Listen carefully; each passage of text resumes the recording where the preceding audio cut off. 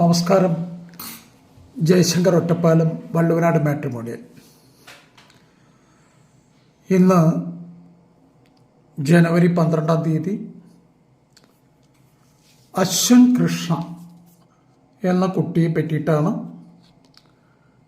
ഞാൻ ഈ വീഡിയോയിലൂടെ പറയാൻ ആഗ്രഹിക്കുന്നത്. അശ്വിൻ കൃഷ്ണ, അനിഴം നക്ഷത്രം, 30 വയസ്സ്. അനിഴം നക്ഷത്രം, 30 വയസ്സ്.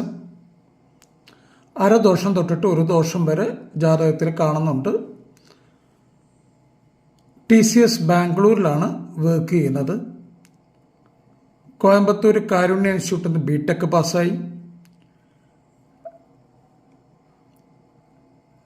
അച്ഛൻ വന്നിട്ട് DEO ആയിട്ട് റിട്ടയർ ആയിട്ട് ഇരിക്കുന്ന സമയത്താണ് മരണപ്പെട്ടത്.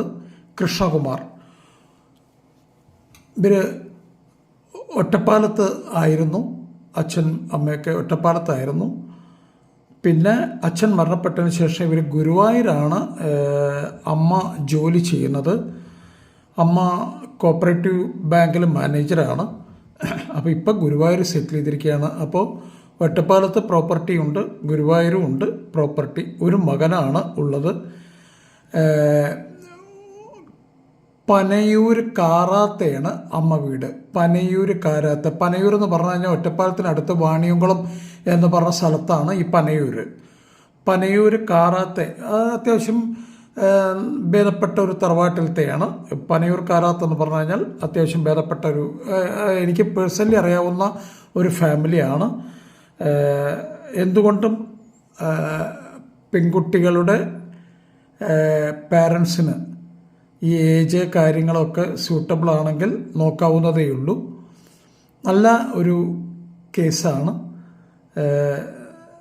അപ്പോൾ ആർക്കെങ്കിലും ആ കുട്ടിയുടെ ഡീറ്റെയിലുകൾ ഫർദർ വേണമെന്നുണ്ടെങ്കിൽ തീർച്ചയായിട്ടും വള്ളുവനാട് മാട്രിമോണിയലിൽ രജിസ്റ്റർ ചെയ്യുക. രജിസ്റ്റർ ചെയ്തിട്ടുള്ളവരാണെങ്കിൽ റിന്യൂ ചെയ്തിട്ടുണ്ടോ എന്ന് ഉറപ്പുവരുത്തുക. എല്ലാം ചെയ്തതിന് ശേഷം ഞാൻ നിങ്ങൾക്ക് ഡീറ്റെയിലുകൾ ഞാൻ അയച്ചു തരുന്നതായിരിക്കും. അപ്പോൾ ഒരിക്കൽ കൂടെ ഞാൻ പറയാം. അശ്വിൻ കൃഷ്ണ, അനീഴം, 30 വയസ്സ്. അരദോഷം തൊട്ട് ഒരു ദോഷം വരെയാണ് ജാതകദോഷം പറഞ്ഞിരിക്കുന്നത്. TCS ബാംഗ്ലൂരിൽ വർക്ക് ചെയ്യുന്നു. BTech കോയമ്പത്തൂർ കാരുണ്യ ഇൻസ്റ്റിറ്റ്യൂട്ടിൽ നിന്ന് പാസ്സായിരിക്കുന്നു. അച്ഛൻ DEO ആയിട്ട് റിട്ടയർ ആയിരുന്നു. ആ സമയത്ത് അതിനുശേഷം മരണപ്പെട്ടു. കൃഷ്ണകുമാർ എന്നാണ് അദ്ദേഹത്തിൻ്റെ പേര്. അമ്മ വന്നിട്ട് ഗിരിജ കൃഷ്ണകുമാർ, കോപ്പറേറ്റീവ് ബാങ്കിൽ മാനേജറാണ്, ഗുരുവായൂർ. പനയൂർ കാറാത്തയാണ് അവരുടെ തറവാട്. പനയൂർ എന്ന് പറഞ്ഞു കഴിഞ്ഞാൽ ഒറ്റപ്പാലം വാണിയംകുളം അടുത്തായിട്ടുള്ള ഒരു തറവാടാണ്. ഇപ്പം ഗുരുവായൂർ സെറ്റിൽ ചെയ്തിരിക്കുന്നു. അപ്പോൾ ഒരു സിംഗിൾ ചൈൽഡ്, ഒറ്റ കുട്ടിയുള്ളൂ അവർക്ക്. ആർക്കെങ്കിലും താല്പര്യമുണ്ടെങ്കിൽ, പെൺകുട്ടികളുടെ രക്ഷിതാക്കൾക്ക് താല്പര്യമുണ്ടെങ്കിൽ തീർച്ചയായിട്ടും നല്ല ഒരു പ്രൊഫൈലാണ്. ഞാൻ നന്നായിട്ട് അറിയുന്നൊരു ഫാമിലിയാണ്. ഞാൻ എല്ലാ ഫാമിലികളെയും ഞാൻ അങ്ങനെ പരിചയം എനിക്കില്ല ഈ ഗ്രൂപ്പിൽ. പക്ഷേ ഇവരെ എനിക്ക് നന്നായിട്ട് അറിയാം. ഒറ്റപ്പാലത്ത് തന്നെ ആയതുകൊണ്ടോ ഒക്കെയാണ്. പിന്നെ എൻ്റെ ഒരു റിലേഷൻ, ഒരു ഫാർ റിലേഷനും കൂടെ ആയിട്ട് വരും. അപ്പോൾ ഞാൻ അറിയാവുന്ന ഒരു ഫാമിലി ആയതുകൊണ്ടാണ് ഞാൻ ഇത്ര പറയുന്നത്. ആൺകുട്ടിയെ ഞാൻ കണ്ടിട്ടില്ല. അമ്മയും അച്ഛനെയും എനിക്കറിയായിരുന്നു.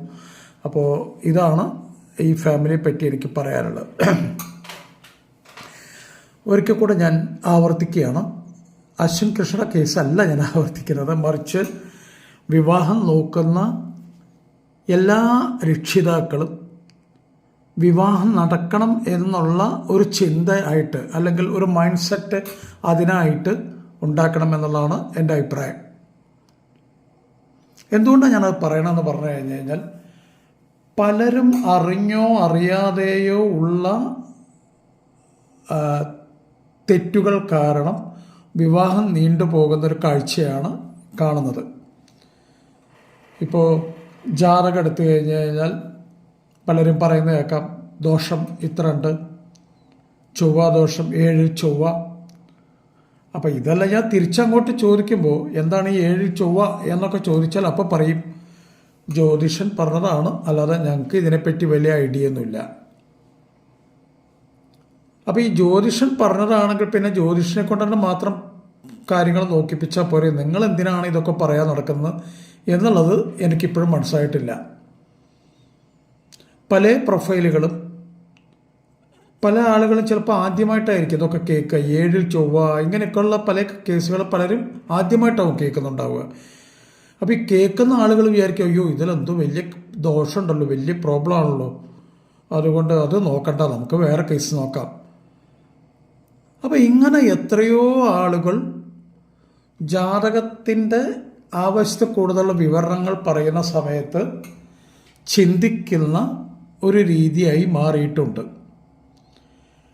മിക്കവാറും എല്ലാ പെൺകുട്ടികളുടെയും ആൺകുട്ടികളുടെയും അച്ഛനമ്മമാർ ഇപ്പം ജ്യോതിഷ പണ്ഡിതന്മാരാണ്. അച്ഛന്മാർ അത്ര ഇല്ലെങ്കിലും അമ്മമാർ നല്ലൊരു ശതമാനം ജ്യോതിഷ പണ്ഡിതന്മാരാണ്. ആരെയും ഞാൻ കുറ്റപ്പെടുത്തല്ല. ആവശ്യമില്ലാത്ത പല കാര്യങ്ങളും പഠിച്ചു വച്ചിരിക്കുകയാണ്. അതായത് അവരുടെ ഒരു ചിന്ത ഇതാണ്, അതായത് എൻ്റെ മകന് അല്ലെങ്കിൽ എൻ്റെ മകൾക്ക് നല്ല ആലോചന കിട്ടണം, ഞാൻ നന്നായിട്ട് ജാതകം നോക്കണം, ബാക്കി എല്ലാ കാര്യങ്ങളും ഞാൻ ഉറപ്പ് വരുത്തണം എന്നുള്ള ഒരു വല്ലാത്ത ഒരു അവസ്ഥയിലേക്കാണ് കാര്യങ്ങൾ പോകുന്നത്. ഇത് ഇങ്ങനെ നോക്കുന്ന സമയത്ത് എന്താ സംഭവിക്കണമെന്ന് പറഞ്ഞു കഴിഞ്ഞാൽ നേരെ തിരിച്ചാണ് കാര്യങ്ങൾ സംഭവിക്കുന്നത്. നിങ്ങൾ നോക്കി നോക്കി നോക്കി നോക്കി ഈ ജാതകവും മറ്റുള്ള പ്രൊഫൈലുമായിട്ട് ഒരിക്കലും മാച്ചാവില്ല. നിങ്ങൾ ജാതകത്തിന് ഇത്രമാത്രം ഇമ്പോർട്ടൻസ് കൊടുക്കേണ്ട ഒരു കാര്യമില്ല എന്നുള്ളത് അടിവരയിട്ടിട്ട് ഞാൻ പറയാം.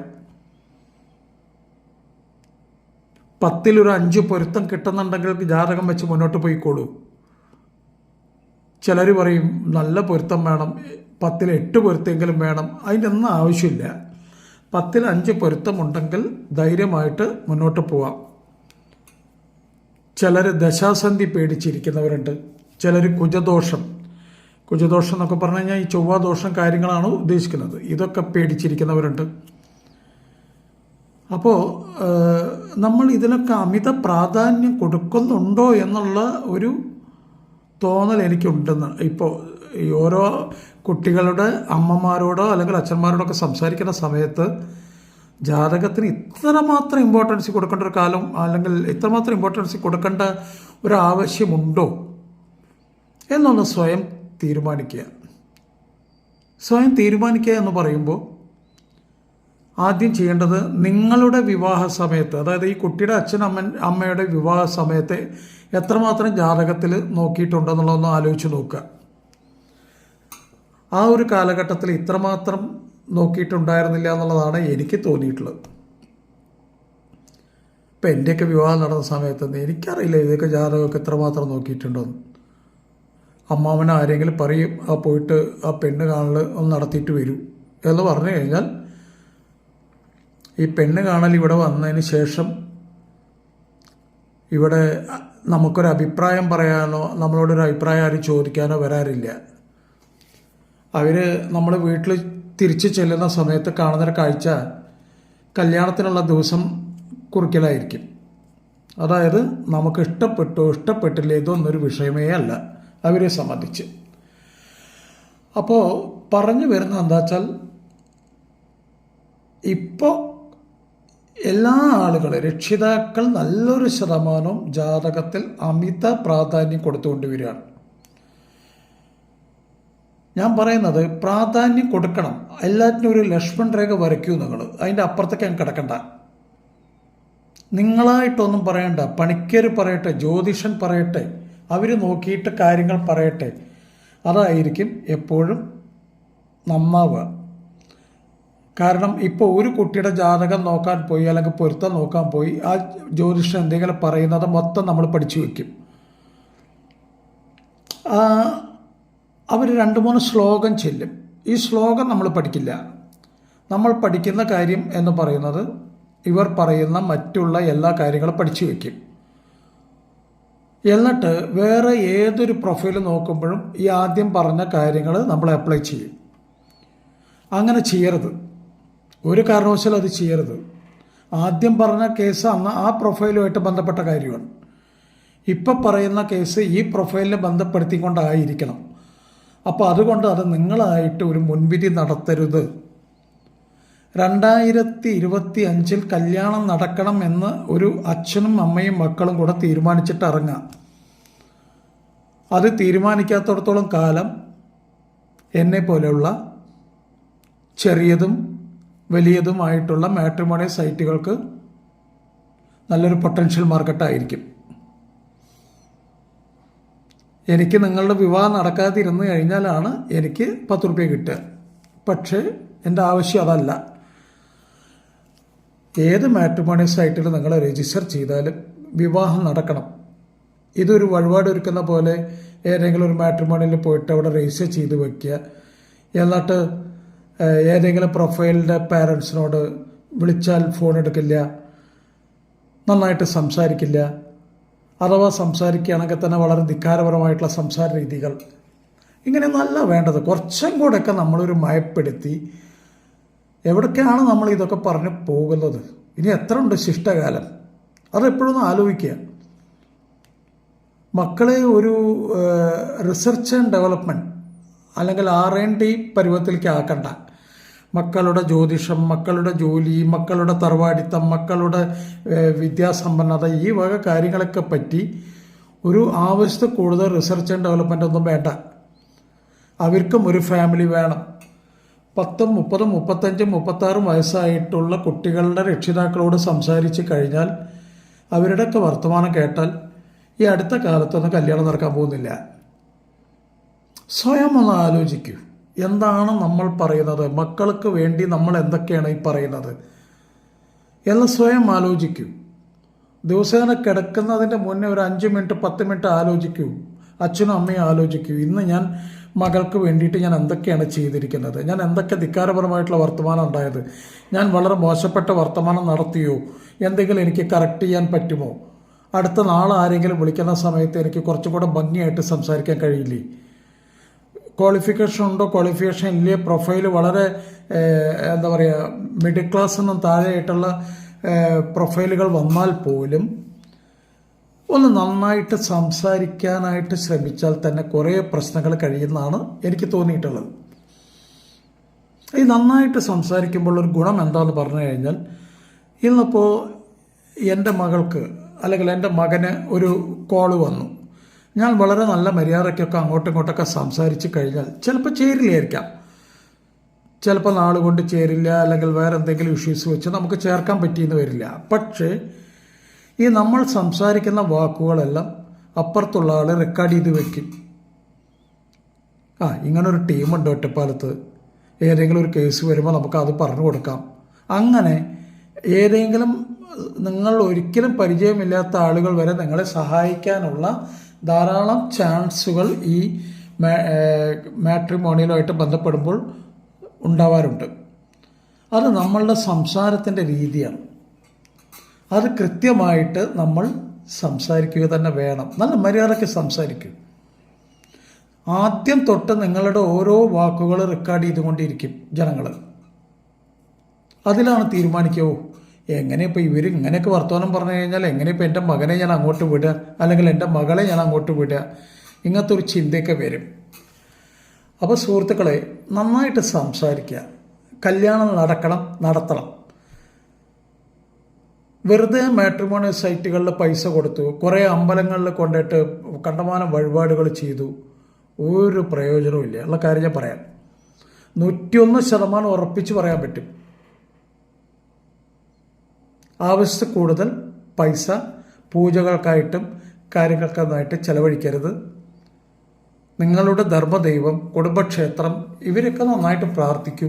കാര്യങ്ങൾ ഭംഗിയായിട്ട് മുന്നോട്ട് കൊണ്ടുപോകും. വരുന്ന പ്രൊഫൈലുകൾ വളരെ വളരെ ശ്രദ്ധിക്കണം. അതിലൊക്കെ ചില തെറ്റിദ്ധാരണാജനകമായിട്ടുള്ള എഴുത്തുകളുണ്ട്. ഞാൻ പലപ്പോഴും അവരോടൊക്കെ ചോദിക്കുന്ന സമയത്ത് അവർക്ക് അതത്ര ഇഷ്ടപ്പെടുന്നില്ല. പിന്നെ ഞാനൊരു കച്ചവടക്കാരനായതുകൊണ്ട് ഞാൻ അതിലൊന്നും കൂടുതൽ ഇമ്പോർട്ടൻസ് കൊടുക്കാറില്ല. പക്ഷേ നിങ്ങൾ തീർച്ചയായിട്ടും നോക്കണം. ഇപ്പോൾ ഞാൻ ഉദാഹരണം പറയാം. ഇപ്പോൾ സ്റ്റേറ്റ് ബാങ്കിലാണ് ജോലി ചെയ്യുന്നത് എന്ന് വെച്ചോളൂ. നമ്മളോട് പറയും, പ്രൊഫൈലിൽ കാട്ടും വർക്കിംഗ് ഇല്ല റെപ്യൂട്ടഡ് ബാങ്ക്, അല്ലെങ്കിൽ പറയും സ്റ്റേറ്റ് ബാങ്കിലാണ്, ഞാൻ ഇന്ന സെക്ഷനിലാണ്, ക്രെഡിറ്റ് കാർഡ് സെക്ഷൻ അല്ലെങ്കിൽ ഹൗസിംഗ് ലോൺ സെക്ഷൻ, ഇങ്ങനെയൊക്കെ പറഞ്ഞിട്ട് പ്രൊഫൈലുകൾ അയക്കുന്നത് കാണാറുണ്ട്. നല്ലൊരു ശതമാനം ബാങ്കുകളും അല്ലെങ്കിൽ നല്ലൊരു ശതമാനം ഡിപ്പാർട്ട്മെൻറ്റുകളും തേർഡ് പാർട്ടി കോൺട്രാക്റ്റുകൾ ചെയ്യാറുണ്ട്. തേർഡ് പാർട്ടി കോൺട്രാക്റ്റ് വളരെ കൃത്യമായിട്ട് മനസ്സിലാക്കേണ്ടതുണ്ട്. അതായത് ബാങ്കിൻ്റെ സ്റ്റാഫായിരിക്കും, പക്ഷേ ബാങ്ക് അല്ല ഇവർക്ക് സാലറി കൊടുക്കുന്നത് വേറെ ടീമുകളായിരിക്കും. ഇവർക്കൊരു എക്സ്പീരിയൻസ് ലെറ്റർ, ജോലിയുടെ ഒരു എക്സ്പീരിയൻസ് ലെറ്റർ കിട്ടണമെന്നുണ്ടെങ്കിൽ സ്റ്റേറ്റ് ബാങ്ക് കൊടുക്കില്ല, അല്ലെങ്കിൽ HDFC ബാങ്ക് കൊടുക്കില്ല, അല്ലെങ്കിൽ ICICI ബാങ്ക് കൊടുക്കില്ല. കാര്യം അവർ റെഗുലർ എംപ്ലോയി അല്ല അവിടുത്തെ. അപ്പോൾ ഇങ്ങനെയൊക്കെയുള്ള കാര്യങ്ങൾ സംസാരിക്കുന്ന സമയത്ത് കൃത്യമായിട്ട് ചോദിക്കണം. ബാങ്ക് ആണെങ്കിലും ഏത് സ്ഥാപനമാണെങ്കിലും അവിടുത്തെ റെഗുലർ എംപ്ലോയി ആണോ എന്നുള്ളത് ഉറപ്പ് വരുത്തുക. ഏത് എംപ്ലോയി ആയാലും കല്യാണം കഴിക്കാം, അതിനൊന്നും വിരോധമില്ല. പക്ഷേ തെറ്റിദ്ധരിച്ച് നിങ്ങൾ പോയിട്ട് അതിലൊരു ട്രാപ്പിൽ പെടരുത്. പിന്നെ ചില ആളുകൾ കാണുന്നുണ്ട് MCOM അല്ലെങ്കിൽ MCOM CA, BCOM CA. ആ പ്രൊഫൈൽ ഒറ്റയടിക്ക് വായിക്കുമ്പോൾ നമ്മൾ ആദ്യം മനസ്സിലാക്കുക BCOM കഴിഞ്ഞിട്ട് CA പാസ്സാണ്. അത് നമ്മൾ മനസ്സിലാക്കുന്നതാണ്, അവരെഴുതിയിട്ടൊന്നും ഉണ്ടാവില്ല. നമ്മൾ ഒറ്റയടിക്ക് അങ്ങ് വായിക്കുമ്പോൾ നമ്മളെ കൺഫ്യൂസ് ചെയ്യിപ്പിക്കുന്ന രീതിയിലുള്ള ഒരു ഏർപ്പാടാണത്. അത് BCOM കമ്പ്യൂട്ടർ ആപ്ലിക്കേഷനാണ് ആ കുട്ടി പാസ്സായിട്ടുണ്ടാവുക. അതിനവർ CA എന്ന് പറഞ്ഞിട്ട് എഴുതും, ഫുള്ളായിട്ട് എഴുതില്ല. അപ്പോൾ ധാരാളം ആളുകൾ തെറ്റിദ്ധരിക്കാൻ ചാൻസ് ഉണ്ട്, ഇത് ചാർട്ടേഡ് അക്കൗണ്ടൻറ്റ് പാസ്സായതാണ്. കൃത്യമായിട്ട് മനസ്സിലാക്കണം ഈ വക കാര്യങ്ങളൊക്കെ. എല്ലാവർക്കും നല്ലൊരു ധാരണ ഉണ്ട്, എന്നാൽ പോലും ചില സന്ദർഭങ്ങൾ നമ്മൾ അറിഞ്ഞോ അറിയാതെയോ ഇങ്ങനത്തെ ചില ട്രാപ്പുകളിലൊക്കെ പോയിട്ട് പെടും. അപ്പോൾ ഒരിക്കൽ കൂടെ എല്ലാവർക്കും മംഗളാശംസകൾ. എത്രയും പെട്ടെന്ന് നിങ്ങളുടെ മക്കളുടെ വിവാഹം ഏത് മാട്രിമോണിയിൽ നിന്നായാലും ഭംഗിയായിട്ടും മംഗളമായിട്ടും നടക്കട്ടെ. നന്ദി, നമസ്കാരം. ജയശങ്കർ ഒറ്റപ്പാലം.